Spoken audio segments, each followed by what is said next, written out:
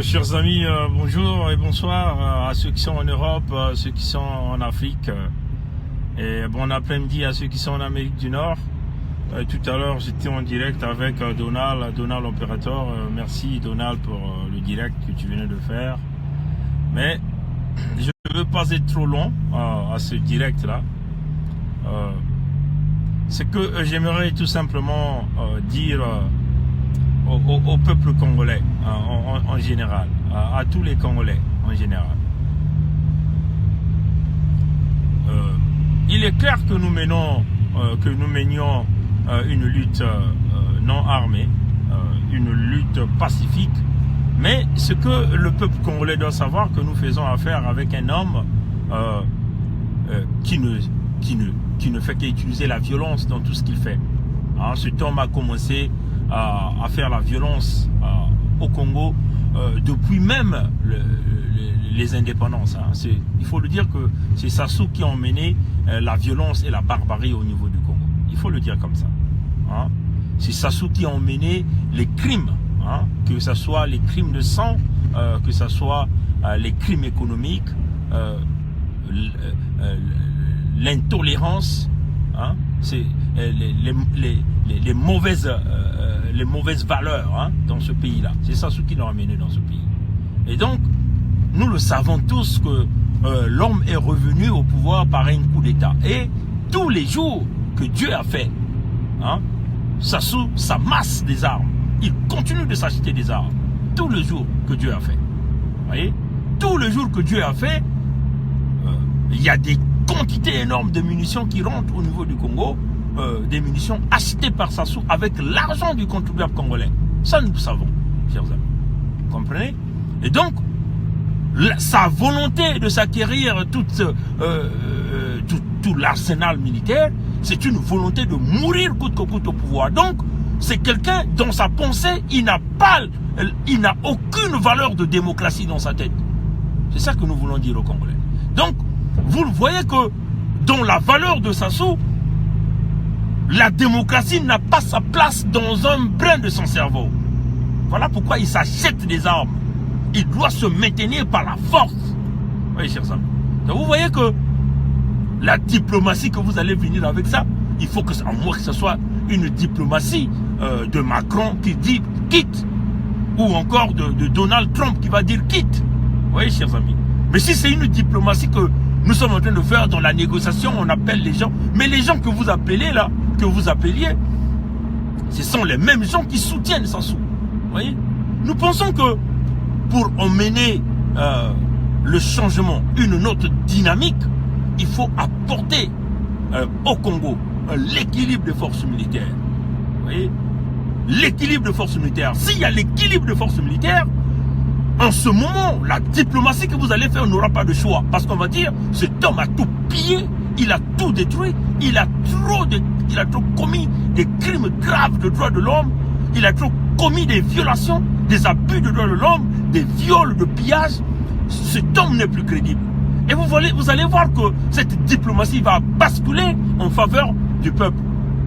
Mais il faut d'abord que, au niveau du Congo, que ça commence à brûler. Si ça commence à brûler, Sassou n'aura pas le choix, c'est de venir sur une table de négociation.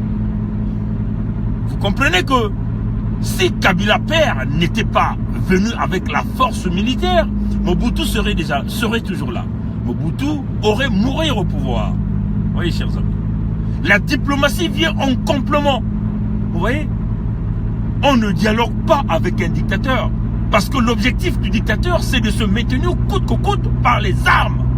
C'est ça, chers amis. Et voilà pourquoi nous vous le mettions dans vos têtes. Que vous comprenez ça. Vous voyez, chers amis. Donc la diplomatie vient en complément. Vous mettez la force de frappe devant Sassou. Et en ce moment, le bras de la diplomatie que nous avons en place, c'est ce bras-là qui sera donc obligé de pousser les soutiens de Sassou devant un fait accompli pour dire cet homme en face de lui a une force de frappe en face de lui. Cet homme a brisé les économies, cet homme a commis des violations graves de droits de l'homme, des crimes de guerre. Il n'est plus crédible. Et en ce moment-là, ceux qui le soutiennent n'auront pas de choix. C'est de lâcher Sassou. Mais tant que nous continuerons à partir dans des diplomaties de bureau en bureau, et sans pourtant qu'il y ait une action militaire sur le terrain au Congo, Sassou va mourir là. Ses enfants vont se battre entre eux. Les plus forts vont prendre le pouvoir et nous allons continuer à tourner en rond. Vous voyez, chers amis, c'est cela la réalité. La conférence nationale ou internationale que vous voulez faire, c'est bien. Mais mettez d'abord sur le terrain au Congo la force de frappe militaire. Déjà, quand on entend que au niveau de Pointe-Noire, personne ne va travailler, c'est déjà une victoire. Et donc même dans votre diplomatie que vous allez donc aller chercher, ceux-là qui soutiennent Sassou n'auront plus de choix. Parce que il n'y aura pas de but qui va être chargé dans les tankers au niveau de Pointe-Noire ou au niveau de Ndjeno ou au niveau des plateformes, parce que les travailleurs congolais n'iront plus sur les plateformes produire ce pétrole-là qui fait maintenir le criminel, le dictateur Sassou au pouvoir au Congo. Si vous ne faites pas crépiter les armes au niveau du Congo, rien ne va se passer. Boukadia peut faire sa conférence internationale, il n'y aura rien. C'est ça la réalité, chers amis. Et nous vous le disons parce qu'il y a des gens qui sont poussés dans cette diplomatie, qui ont une grande expertise dans cette diplomatie, qui nous le disent. Et ils savent de quoi nous sommes en train de parler. Alors, peuple congolais, nous, si on nous demandait quel est votre choix, nous, on mettrait en place une force militaire qui va aller attaquer Sassou chez lui à domicile. C'est ça, chers amis. C'est-à-dire, renverser la pyramide, comme il a l'habitude de venir bombarder dans le Kwilu, dans le Nyari, dans la Bwenza, dans la Lukumu, nous allons aller attaquer chez lui. C'est ça, chers amis. Vous allez à Olombo, vous détruisez Olombo, vous détruisez Oyo, et c'est comme ça que vous allez pousser cet homme à la table de négociation. Il n'aura pas de choix. C'est un peureux. Déjà, quand il va voir l'aéroport d'Olombo s'exploser, il va tailler la zone dès la première minute qui va suivre. Vous voyez, chers amis. Et nous, nous travaillons dans ce sens-là. Et on vous le dit. Hein? C'est la réalité. Nous travaillons dans ce sens-là. Et même ceux qui soutiennent Sassou, ils savent que nous travaillons dans ce sens-là. C'est une question de temps et de Dieu. Vous voyez, chers amis. Mais, peuple congolais, tant que vous ne jetez pas la première bombe à Olombo, et vous comptez sur la diplomatie dort. La diplomatie a toujours dormi. La diplomatie ne va jamais avancer les choses au Congo-Brazzaville. Sassou est venu récupérer le pouvoir par la guerre. Et la diplomatie s'est en suivi après. Vous voyez, chers amis, il a d'abord utilisé la force pour récupérer le pouvoir. Et il a utilisé la diplomatie. Ne me dites pas que vous allez faire le contraire. Que vous allez utiliser la diplomatie qui va venir vous ramener le changement politique au Congo. Jamais ça va se faire. C'est toujours l'inverse. On reverse la pyramide. Vous venez, vous le frappez et vous utilisez la diplomatie pour stabiliser les choses. Vous voyez? Et nous sommes dans cette logique-là. Et nous ne changerons jamais. Nous irons toujours dans cette logique-là. Ça va prendre du temps. Nous savons, ça va prendre du temps. Parce qu'il faut ramener la confiance à ceux-là qui veulent nous aider. Mais le jour où ça va arriver, ça va chauffer. Ça va fuir. Même ces descendants qui seront là, ils vont tous tailler la zone. C'est ça la réalité, chers amis. Et c'est ça la vérité. Oui, quand il y a un certain nombre de Congolais qui disent, oui, si vous voulez aller faire les coups d'État, bon, n'utilisez pas les enfants de tel département. Mais vous n'allez pas aller prendre le pouvoir dans la diplomatie, on vous le dit aussi. C'est ça la réalité. Avec Sassou, il n'y a pas de diplomatie. Avec un dictateur, il n'y a pas de diplomatie.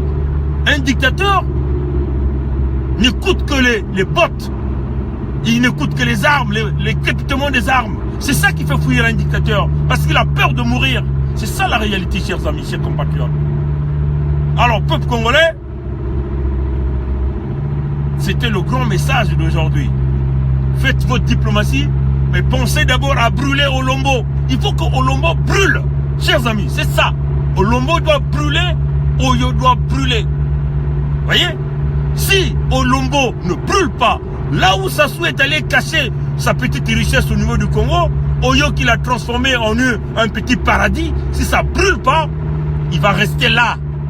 Voyez? Là où il a mis ses petites fermes là. Il faut brûler ça. Voyez? Parce qu'il a fait avec l'argent du contribuable congolais en brimant les Congolais. Vous voyez? Donc, chers compatriotes, c'est ça la direction qu'on vous donne et nous sommes dans cette logique-là. Oui, la guerre, les moyens. Mes chers amis, on nous a donné la tête, n'est-ce pas? Nous sommes des hommes. On nous a donné la tête pour réfléchir. Mais Sassou est là, il réfléchit. Comment il fait pour se maintenir? Il s'achète les armes. Comment il fait pour acheter les armes? Il utilise l'argent du contribuable. Mais où est-ce qu'il a l'argent? Il brade le pétrole. Alors, nous aussi, nous sommes capables de vendre parce que le Congo n'appartient pas au Nguesso. Le pétrole du Kwilu, chez Banbavili, ça n'appartient pas au Nguesso. Nous sommes tous les enfants de ce pays. Nous avons le monopole dans les richesses de ce pays. Nous aussi, nous sommes capables d'aller brader un certain pourcentage de ce pétrole pour qu'on nous donne les équipements pour faire ce travail, pour libérer ce pays. C'est cela, chers compatriotes. On ne peut pas se sous-estimer. Vous ne pouvez pas vous sous-estimer. Pensez que Sassou est le plus fort. Et nous sommes dans cette logique de ne pas se sous-estimer devant Sassou. C'est ça qui nous rend forts, résistants, combatifs. Vous voyez, chers amis. Sassou se maintient parce qu'il fait la guerre. Et c'est cela. Il maintient parce qu'il fait la guerre. Mais pour lui sortir de là, il faut lui faire la guerre, chers amis. Il n'y a pas mille solutions. Si vous ne faites pas la guerre à Sassou, il va mourir dans les honneurs. Et nous voulons le ridiculiser. Le prendre, le juger convenablement, le mettre nu devant tout le peuple, le juger, le lapider, pisser sur lui, parce qu'il a violé nos mamans, il a violé nos soeurs, le punir convenablement. Vous voyez, chers amis. Ah oui. Et il faut que nous soyons durs avec un dictateur, parce que quand il est en train de massacrer les nôtres, il n'a jamais eu pitié. Quand il massacre les nôtres, il ouvre son champagne, son Jack Daniel, et il est en train de boire en riant. Il piétine sur nos morts, sur nos parents. Avec une dictature, on ne peut pas s'amuser. En Occident, l'Occident ne blague pas avec les terroristes. L'Occident utilise les moyens lourds pour massacrer les terroristes. Nous ne pouvons pas s'amuser avec un homme qui ne s'amuse pas, parce que lui il tue, Sassou, il le torture. Regardez ce qu'il a fait à Kalakala. Regardez même Moukoko qui lui a été fidèle. Il a jeté dans ses geôles. Au combi qui a servi Sassou, dans les geôles. Les Ntsuru qui lui a servi, il a massacré. Maré Ngouabi qui a fait qu'il soit comme ça, il a massacré. Alors, revêtons-nous de l'armature du guerrier pour s'attaquer à Sassou, pour s'attaquer à tous ces généraux, pour s'attaquer à tout ce système. Tant que nous ne briserons pas ce shield qu'il a mis autour de lui, rien ne va se faire. Pour le faire, il faut lui emmener la force, l'équilibre de force militaire. Et nous, on l'a toujours dit pendant plusieurs années. La diplomatie ne vous donnera rien. La force, et vous utilisez la diplomatie. Si les Russes ne sont pas partis utiliser la force en Syrie, et la diplomatie après, Bachar aurait sauté. Allez, chers amis. Si les Américains ne sont pas allés utiliser la force en Afghanistan, les talibans devaient continuer à régner. Vous voyez, chers amis, c'est ça la réalité.